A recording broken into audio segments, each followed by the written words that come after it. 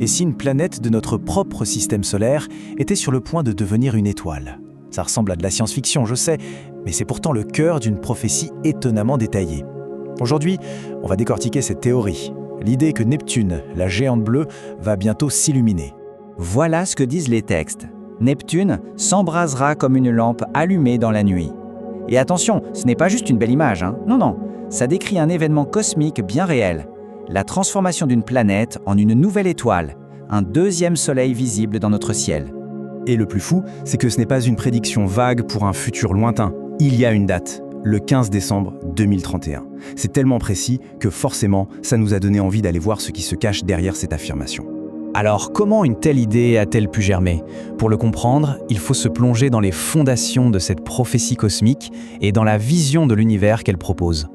À la base de tout ça, il y a un concept assez radical. Les planètes et les étoiles ne seraient pas deux choses distinctes. En fait, ce seraient juste des étapes différentes d'un seul et même cycle de vie. Une planète, au fond, ne serait qu'une future étoile.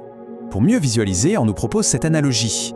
Regardez Jupiter aujourd'hui, eh bien le Soleil, avant de devenir l'étoile que l'on connaît, lui aurait ressemblé. Une sorte d'étoile en préparation, avec ses lunes qui seraient, elles, de futures planètes. Ça change complètement la perspective, non ?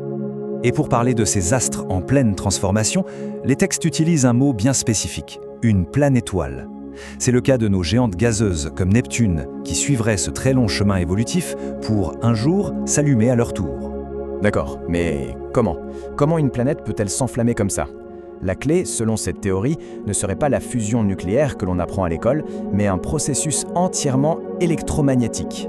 L'idée de départ, c'est que tous les corps célestes sont en fait de gigantesques aimants. Planètes, étoiles, peu importe. Elles auraient toute une structure similaire, un noyau de fer nickel, une magnétosphère.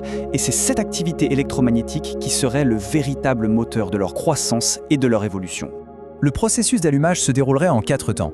D'abord, l'astre grossit, il accumule de la matière grâce à son magnétisme. Ensuite, son noyau chauffe.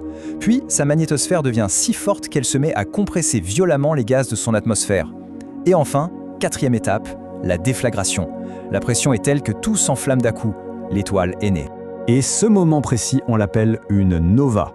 Mais attention, dans ce contexte, une nova, ce n'est pas la mort d'une étoile, c'est sa naissance. C'est le passage d'un état où l'astre accumule de l'énergie à un état où il la rayonne.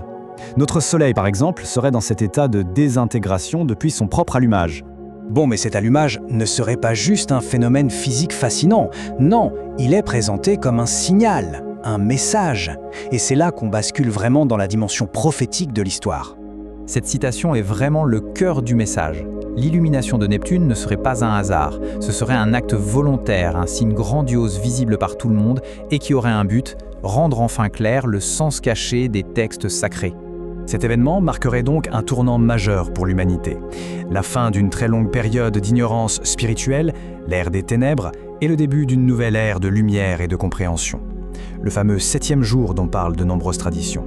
D'accord, mais si ça devait arriver, qu'est-ce que ça changerait concrètement pour nous, ici sur Terre, et pour le reste du système solaire? Eh bien, le changement le plus évident, ce serait bien sûr d'avoir 2 étoiles dans le ciel. Notre Soleil lui-même en serait affecté. Apparemment, libéré de l'influence de Neptune, il se dilaterait un peu et sa lumière deviendrait plus douce. Et pour l'humanité, ce serait donc le passage symbolique et bien réel de l'ombre à la lumière. Mais les conséquences iraient encore plus loin. On parle d'une réharmonisation de tout le système solaire, ce qui provoquerait des changements climatiques et géologiques importants sur Terre. Et sur le plan spirituel, le voile serait levé, transformant notre planète en un lieu purifié, prêt à accueillir ceux qui auront compris le message. On a donc exploré une vision de l'univers complètement différente et une prophétie d'une précision déconcertante.